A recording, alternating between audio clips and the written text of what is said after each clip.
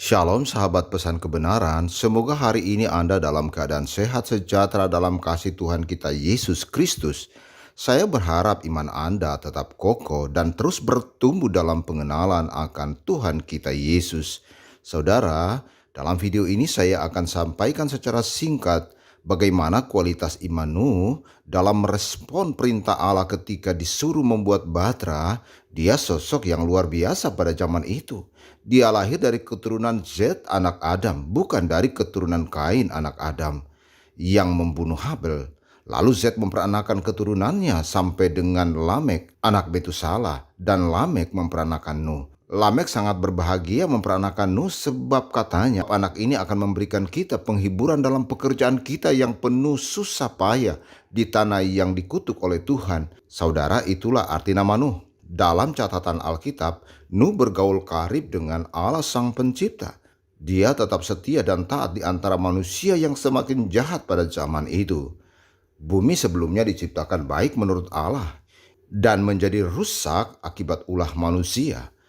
Dalam catatan Alkitab bahwa Tuhan Allah menyesal membuat bumi dan segala isinya, dan Ia hendak memusnahkan segala yang ada di dalamnya melalui air bah. Lalu bagaimana respon imannya ketika Tuhan Allah memerintahkan Nuh untuk membuat batra? Kita bisa baca dalam kitab Kejadian pasal yang ke-6 ayat yang ke-9 sampai 22. Inilah riwayat Nuh. Nuh adalah seorang yang benar dan tidak bercela di antara orang-orang sezamannya.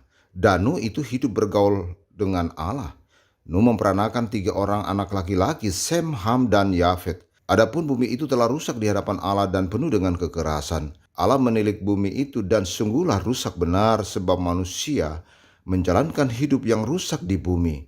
Berfirmanlah Allah kepada Nuh, Aku telah memutuskan untuk mengakhiri hidup segala makhluk sebab bumi telah penuh dengan kekerasan oleh mereka. Jadi aku akan memusnahkan mereka bersama-sama dengan bumi. Buatlah bagimu sebuah batra dari kayu gofir. Batra itu harus kau buat berpetak-petak dan harus kau tutup dengan pakal dari luar dan dari dalam. Beginilah engkau harus membuat batra itu: 300 hasta panjangnya, 50 hasta lebarnya, dan 30 hasta tingginya. Buatlah atap pada batra itu dan selesaikanlah batra itu sampai sehasta dari atas, dan pasanglah pintu pada lambungnya. Buatlah batra itu bertingkat bawah, tengah, dan atas. Sebab sesungguhnya aku akan mendatangkan air bah meliputi bumi untuk memusnahkan segala yang hidup dan bernyawa di kolong langit. Segala yang ada di bumi akan mati binasa. Tetapi dengan engkau, aku akan mengadakan perjanjianku, dan engkau akan masuk ke dalam batra itu.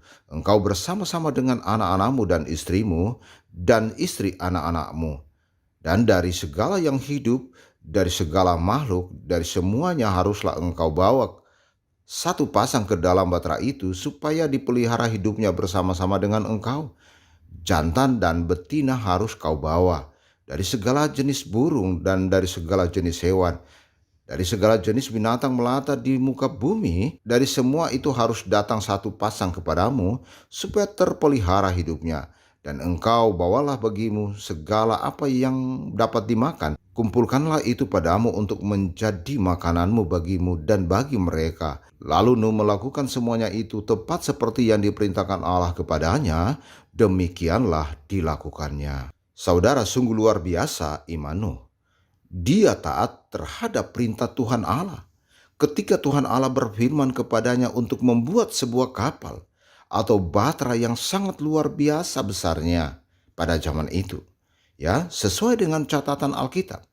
Ukurannya adalah 300 hasta atau sama dengan 133 meter panjangnya, dan 50 hasta atau sama dengan 22 lebarnya, dan 30 hasta sama dengan 33 meter tingginya.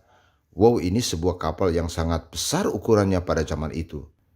Saudara, dalam hal ini bukan persoalan besar kecilnya batra yang dibangun Nuh, tetapi bagaimana dia merespon perintah Tuhan ketika Allah memerintahkan untuk membuat batra sebab bumi akan dimusnahkan.